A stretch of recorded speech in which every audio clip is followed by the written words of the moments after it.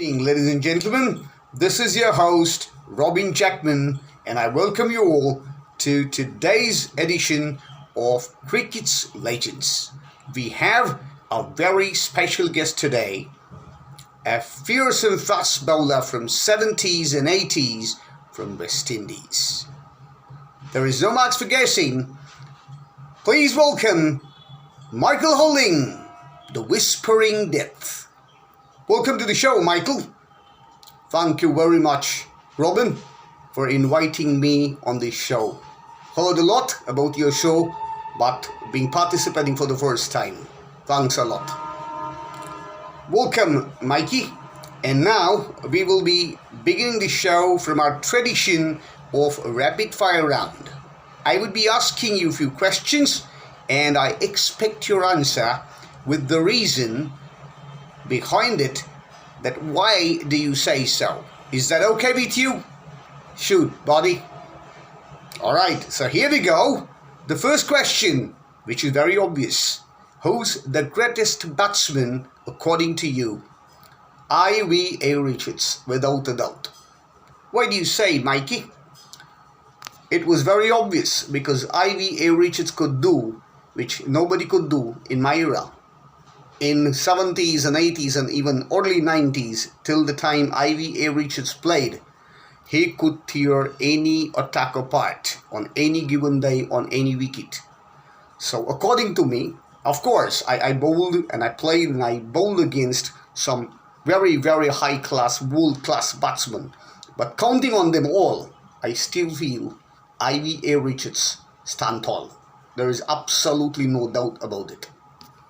Yeah, definitely, Mikey. What do you say? We also agree about it. Now, the second question.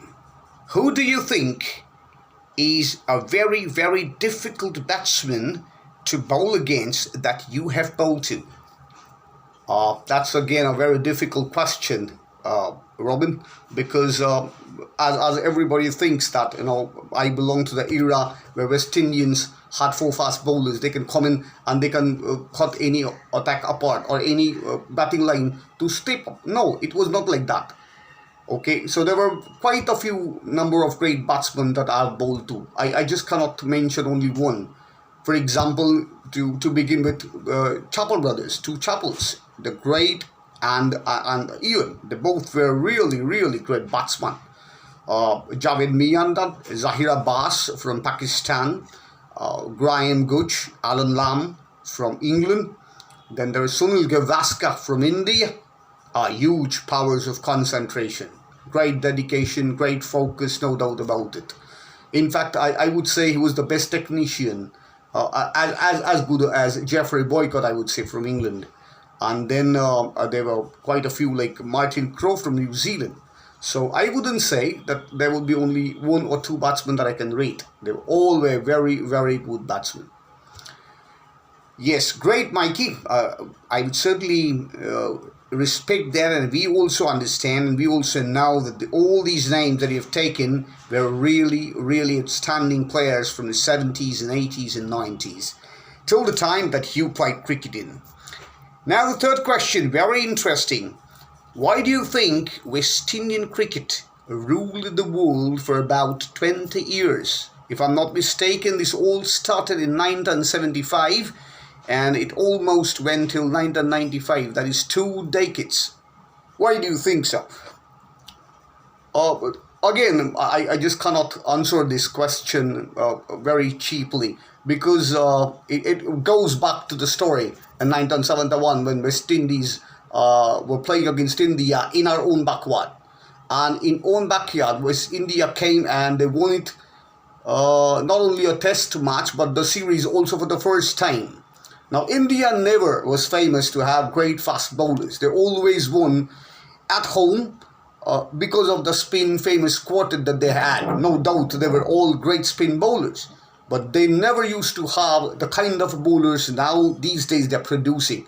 The Bumrahs and the Shamis and the Ishant Sharmas like that.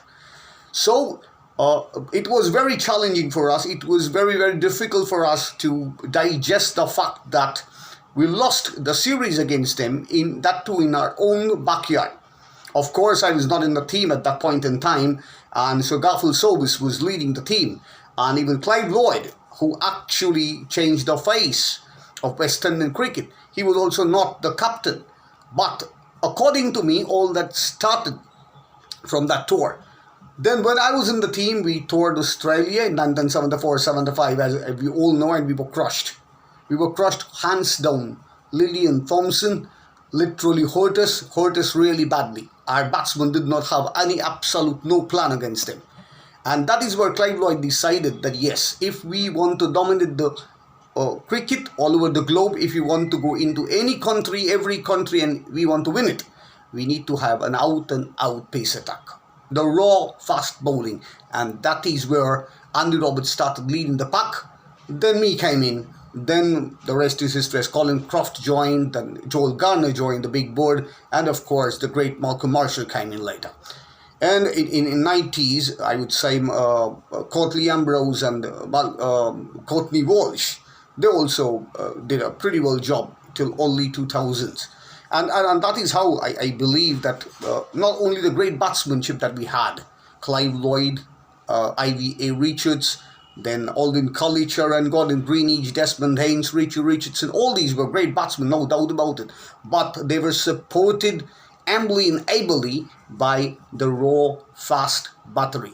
And that is where we kept winning across the globe, which continued for about 20 years, which is a long, long, long time. Yes, thank you. Absolutely. There is absolute no reason why we should not agree on this, Michael.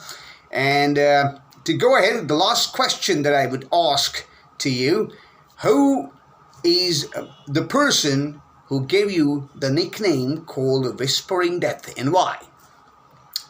I have a nickname called Whispering Death. I did not know that. I was playing in the county, and that was the year 1978. And there was a guy called Paul Newman. You must be aware of the fact that there were two Paul Newmans. One was who was doing news.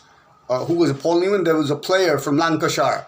But he was not the player from Lancashire, but the person who was journalist or cricket columnist. He met me one day and asked me that, how are you doing, Whispering Death? And I looked back at him. What are you talking about? Whispering Death? Where does it come from? And then he told me that you don't know that this is your nickname. I said, no, I don't know.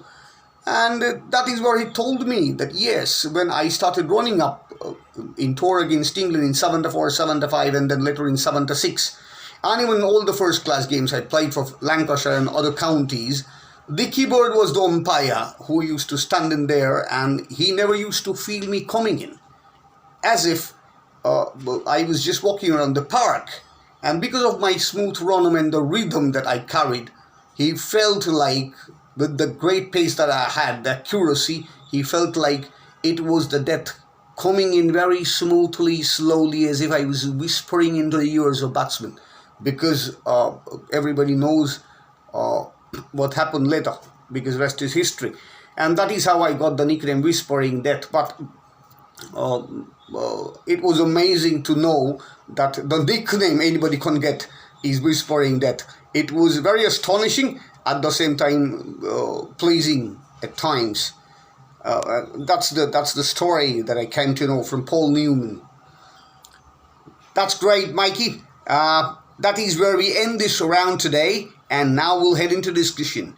Ladies and gentlemen, let's take a break, and we'll come back with more. Stay tuned with Micheal Holding. Thank you.